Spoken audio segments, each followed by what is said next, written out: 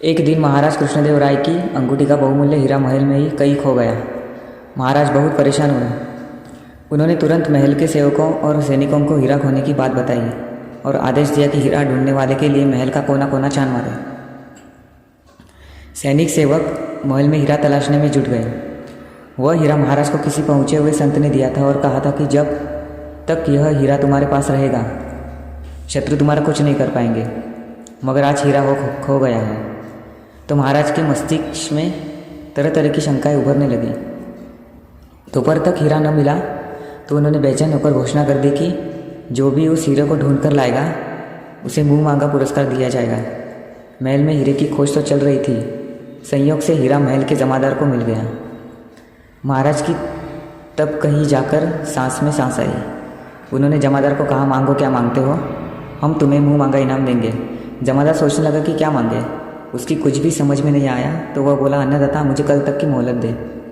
महाराज ने उसकी बात मान ली। उसी दिन मंत्री के दिमाग में एक खुराफत आई। उसने तुरंत सेनापति को बुलाकर कहा, किसी भी तरह उस जमादार को फुसला, उसे कुछ धन देकर कहो कि कल वह सम्राट से तेनालीराम की पीठ पर बैठकर बाजार की सैर करने की इच्छा जाहिर करें। महाराज ने चूंकि मुंह मांगा इनाम देने की घोषणा की है इसलिए इनकार नहीं कर सकेंगे। इस प्रकार तेनालीराम का जुलूस निकलेगा। वाह वाह, क्या बात कही है। सेनापति प्रसन्न हो उठा। उसने अपने कक्ष में जाकर तुरंत जमादार को बुलाया। तुम कल महाराज से क्या मांगोगे? समझ में नहीं आ रहा सेनापति जी की क्या मांगो। सेनापति ने तुरंत स्वर्ण मुद्राएं से भरी एक थैली उसकी ओर बढ़ा दी। ये लो, इसमें 1000 स्वर्ण मुद्राएं हैं। तुम्हें महाराज से वही मांगना है जो हम कहे। क्या? सेनापति ने उससे अपनी बात बताई। ये सुनकर जमादार डर गया। अगर हमारी बात नहीं मानोगे तो एक बात याद रखना कि जान से हाथ धो बैठोगे। भयभीत होकर जमादार ने हामी भर दी। दूसरे दिन महाराज ने उसे बुलाकर पूछा, बोलो क्या मांगते हो? महाराज हाथ जोड़कर वह डरते डरते बोला, मैं तेनालीराम जी की पीठ पर बैठकर बाजार घूमना चाहता हूँ। क्या बकते हो? महाराज दहाड़े, तुम होश में तो हो? मैं यही चाहता हूँ महाराज। ठीक है, तुम जाओ और कल दरबार में हाजिर होना। महाराज क्या करते हैं, वे वचन में बंधे हुए थे, मजबूरी थी। वे मन महसूस कर उन्होंने तेनालीराम को बुलाया। महाराज ने सारी उलझन उन्हें बताई। फिर पूछा, हम तो बड़ी उलझन में फंस गए हैं। तेनालीराम तुम ही बताओ कि अब हम क्या करें? आप बिल्कुल भी चिंता न करें महाराज, तेनालीराम ने कहा। आपने क्या करना है? अब जो तो करना है मुझे ही करना है।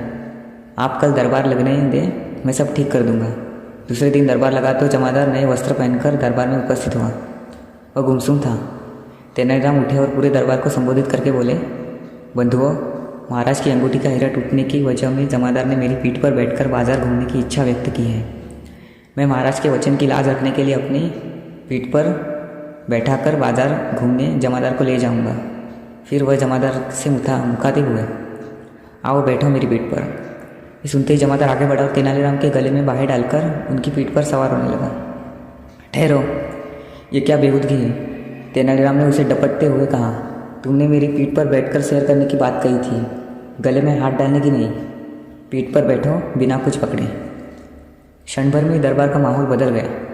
मंत्री और सेनापति के दमकते चेहरे बुझ गए। जमादार अचकचाकर बोला, कभी महाराज की ओर देखता और कभी सेनापति की ओर। सोच क्या रहे हो, पीठ पर बैठते हो या नहीं? अचानक तेनालीराम ने खड़खड़ कर पूछा।